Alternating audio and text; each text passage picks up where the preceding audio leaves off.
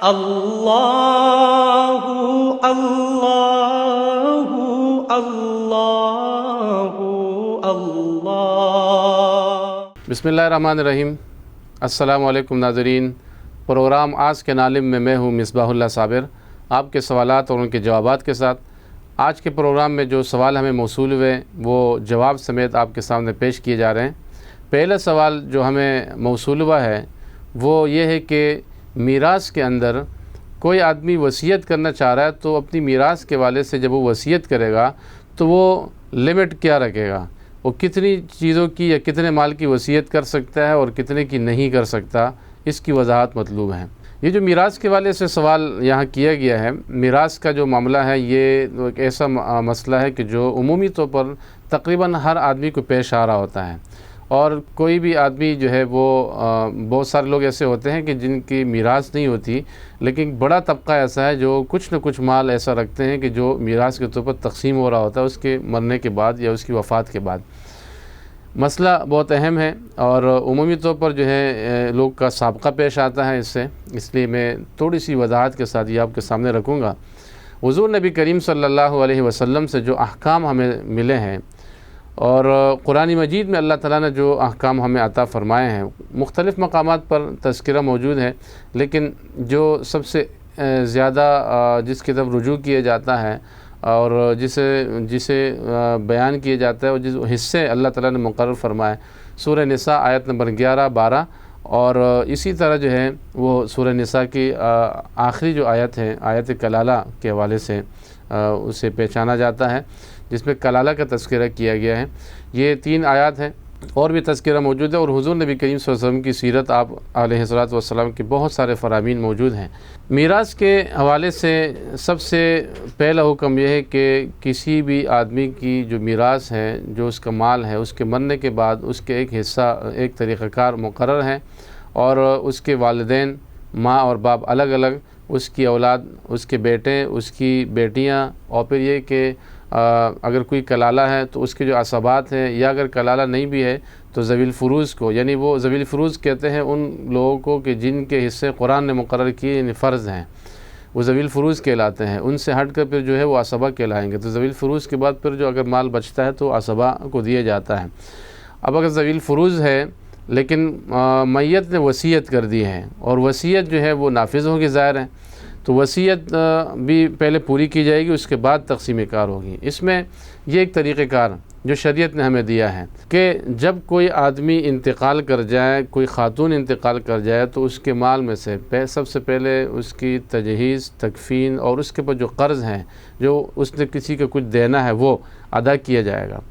اس کے بعد جو ہے اگر اس کی کوئی وصیت ہے تو اس وصیت کو دیکھا جائے گا، اس وصیت کو پورا کیا جائے گا۔ اب مسئلہ یہ ہے کہ وصیت جو ہے کتنے مال میں، کتنے حصے میں پوری کی جائے گی، تو شریعت نے ہمیں جو چیز بتائی ہے وہ یہ ہے کہ میت کے جو کل مال ہے اس کے جو تیسرا حصہ ہے، اس تیسرے حصے میں یعنی 1/3 میں اس کی وصیت جو ہے وہ پوری کی جائے گی۔ اگر کسی آدمی کی وصیت 1/3 سے زیادہ ہے تو جو زیادہ ہے وہ کل عدم ہو جائے گی، وہ پوری نہیں کی جائے گی۔ اور جو لوگ اس تقسیم میراث کے اس معاملے میں شامل ہیں،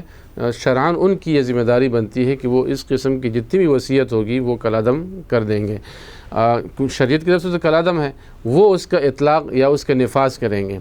اسی طرح بعض دفعہ ایسا ہوتا ہے کہ لوگ جو ہے وہ اپنی زندگی ہی میں میراث جو ہے تقسیم کرنا چاہ رہے ہوتے ہیں۔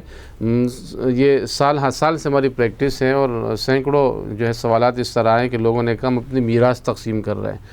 تو یہ اصول شریعت کی طرف سے ہم سب کو ذہن نشین کرنا چاہیے کہ جب تک آدمی یا عورت کا انتقال نہ ہو جائے اس وقت تک اس کے مال میں میراث جاری نہیں ہو سکتی۔ میراث صرف اسی آدمی کی جاری ہوگی جو فوت ہو جائے۔ یہ چیز ہی ایسی ہے کہ وہ فوت ہونے کے بعد جاری ہوگی۔ اگر کوئی اپنی زندگی میں اپنی اولاد میں کوئی تقسیم کار کرنا چاہتا ہے تو اس کا مال ہے، وہ اس میں جیسا تصرف کرنا چاہے وہ کر سکتا ہے، وہ تقسیم کار کر دے، لیکن اس میں بھی جس چیز کا خیال رکھنا ہے وہ یہ ہے کہ شریعت جو ہے اس بات کی پابند کرتی ہے کہ آپ جو ہے کسی کے ساتھ زیادتی نہیں کریں گے۔ کسی کو کچھ دیا، کسی کو زیادہ دیا، کسی کو بہت زیادہ دیا اور کسی کو کچھ بھی نہیں دیا، تو شریعت اس کی مخالفت کرتی ہے اور اس کو ظلم قرار دیتی ہے۔ حضور نبی کریم صلی اللہ علیہ وسلم سے اس کے حوالے سے آپ علیہ الصلوۃ والسلام کے حقوق موجود ہیں۔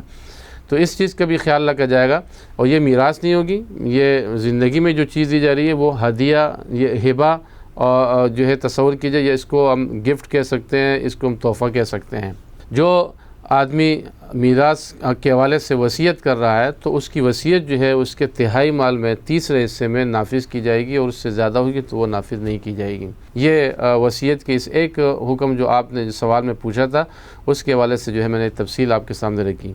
دوسرا مسئلہ جو ہے وہ یہ ہے کہ قرآن مجید کی آیات لکھی جاتی ہے یا پڑھی جا رہی ہوتی ہے، اور اس کے ساتھ کچھ نقش و نگار چل رہے ہوتے ہیں یا کچھ مناظر دکھائے جا رہے ہوتے ہیں۔ اس کی شرعی حیثیت کیا ہے؟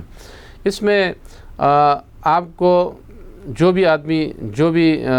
فرد جو ہے یہ پروگرام دیکھ رہا ہے، تو میں اس کو مخاطب کر رہا ہوں کہ آپ دیکھتے ہوں گے اور آپ نے اس چیز کو محسوس کیا ہوگا کہ جب کسی چیز کی ابتدا ہوتی ہے تو اس حوالے سے بہت زیادہ جو ہے لوگ سوال کرتے ہیں، سمجھنے کی کوشش کر رہے ہوتے ہیں، اور مفتیان کرام یا علماء جو ہے اسے سمجھا بھی رہے ہوتے ہیں، اور بعض مفتیان اور علماء بہت سخت موقف اختیار کرتے ہیں، بالکل عدم جواز کے فتویٰ دے دیتے ہیں اور کسی صورت ماننے کو تیار نہیں ہوتے ہیں۔ اس میں ایک حکمت ہوتی ہے، اور یہ حکمت یہ ہوتی ہے کہ ابھی شروعات ہے، یہ چیز جب آگے جاتی ہے اور ہر قسم کا آدمی جب اس میں انوالو ہوتا ہے تو بہت سارے لوگ ایسے ہیں جو شرعی قاعدوں، ضابطوں اور اصولوں کا خیال نہیں رکھتے ہیں، اور وہ چیز جو ہے پھر اس طرح پھیل جاتی ہے کہ اس میں ناجائز اور غیر شرعی چیزیں ہونے لگتی ہیں، اس لیے جو ہے وہ اتنا سخت موقف اختیار کرتے ہیں۔ تو یہاں پر بھی ایسا ہے کہ شروع میں تو اس کو سراہا گیا کہ قرآن مجید کی آیات ہیں، ان قرآن مجید کی آیات کے ساتھ مناظر دکھائے جا رہے ہیں، تو اس سے جو ہے سمجھنے میں مدد ملتی ہے۔ لیکن اب صورتحال یہ نہیں رہی ہے، اب صورتحال یہ ہے کہ ان مناظر کے ساتھ جو ہے اب اگر اچھے مناظر ہیں، یعنی قرآن مجید کی ایسی آیات ہیں جہاں پر جنت کا تذکرہ ہے تو باغات دکھائے جا رہے ہیں، اچھے مناظر دکھائے جا رہے ہیں، اور جو جنت کے ایک تصور پیش کرتی ہیں، لیکن جہاں پر جو ہے منکرات کے اوپر قرآن مجید منع کر رہا ہے اور اس پہ وعید سنا رہا ہے، عذاب، تو وہاں پر جو ہے ناچ گانا بھی دکھایا جا رہا ہوتا ہے، بری چیزیں بھی دکھائی جا رہی ہوتی ہیں۔ اب اس میں ایک قباحت یہ ہے کہ ایک تو قرآن مجید کی آیت چل رہی ہے اور ساتھ میں جو ہے وہ تصویر کے ساتھ یا ویڈیو کے ساتھ جو ہے وہ ناچ گانا بھی چل رہا ہے، تو یہ بہت بری بات ہے۔ بلکہ میں اگر بہت ہی نرم الفاظ استعمال کروں تو یہ کہ غیر شرعی چیزیں اور ناجائز چیزیں ہیں، وگرنہ تو یہ حرام کے زمرے میں بھی آ سکتی ہے۔ اگر اس میں ہم مزید تفصیل میں جائیں گے تو یہ حرام کا حکم اس کے اوپر آ سکتا ہے۔ اور اب تو یہ بھی ہونے لگا کہ بعض جو مشہور مبلغین ہیں، جو وعظ کرنے والے لوگ ہیں، ان کی وعظ اور تقریروں کے ساتھ اس طرح کے مناظر یہ بہت عام ہے، لہذا یہ بھی ایک گناہ کی صورت ہے، اس سے بچنا چاہیے۔ ہم دیکھ بھی رہے ہوتے ہیں، وہ چیزیں سن بھی رہے ہوتے ہیں، اس میں گانا بھی چل رہا ہوتا ہے، اس میں مناظر بھی جو ہے دکھائے جا رہے ہوتے ہیں جو کہ غیر شرعی اور حرام مناظر ہوتے ہیں، ہم وہ دیکھتے ہیں۔ دوسری صورت یہ ہے کہ اب سوشل میڈیا کی وجہ سے ایک کام یہ ہونے لگا ہے کہ لوگ جو ہے وہ قرآن مجید کی آیات لکھ رہے ہیں، بعض لوگ ترجمے لکھتے ہیں، لیکن وہ انسانی تصویریں بھی لگتی ہے، اور انسانی تصویریں ایسی لگی ہوتی ہے کہ انسان کی تصویر اوپر ہے اور آیت نیچے لکھی ہوئی ہے۔ مثال کے طور پر ابھی کچھ دیر پہلے بھی میں نے اس کو جو ہے دیکھا، جو کچھ اور سوالات جو ہمارے پاس تھے تو اس میں تصاویر ہمیں بھیجی گئی تھی، اس میں ایک سورہ حجرات کی جو آیات ہے جس میں معاشرتی جو خرابیاں ہیں اس کے اوپر اصلاح کا اور ترغیب دی گئی ہے، اور اصلاح کا جو عمل ہے، مثال کے طور پر غیبت نہ کریں، اور کسی کے ٹو میں لگنا، تجسس کرنا، ولا تجسسوا، تو تجسس نہ کرو، اس کے لیے انہوں نے ایک تصویر دی ہے 2 بندوں کی، اور دروازہ ہے اس میں سے وہ جو ہے نا جھانک رہے، دیکھ رہے، اور ان تصویر کے نیچے قرآن مجید کی آیت لکھی ہوئی ہے۔ تو انتہائی بے ادبی کا مقام ہے یہ کہ کوئی جو ہے اتنا انسان اپنے آپ کو گرائے کہ اللہ کا کلام جو ہے وہ تصویر کے ساتھ ہے، لیکن ایسی صورت میں ہے کہ تصویر جس آدمی کی بنی ہوئی ہے اس کے پاؤں کے نیچے سے قرآن کی آیت کی تلاوت لکھی ہوئی ہے۔ تو یہ تو غیر شرعی بھی ہے، ناجائز بھی ہے، اور انتہائی بے ادبی ہے۔ اللہ رب العالمین کے کلام اتنا جو ہے وہ کمزور بنا دیا گیا ہے، اور اس کو اتنا حقیر سمجھا جانے لگا ہے کہ اس کو اس طرح پیش کیا جائے، تو یہ اس کی ناجائز صورتیں ہیں، اور بالکل ایسی قبیح صورت اختیار کی گئی ہے۔ لہذا اس طرح کی جتنی بھی آیات لکھی جاتی ہے وہ نہیں لکھنی چاہیے، وہ اللہ اس کے رسول علیہ الصلوۃ والسلام کی تعلیمات سے اس کا کوئی تعلق نہیں، یہ آپ اصلاح کا کام نہیں کر رہے ہیں، اس سے لوگوں کو ترغیب نہیں مل رہی ہے، تو آپ مزید دین کو جو ہے کمزور اور دین کو جو ہے وہ آپ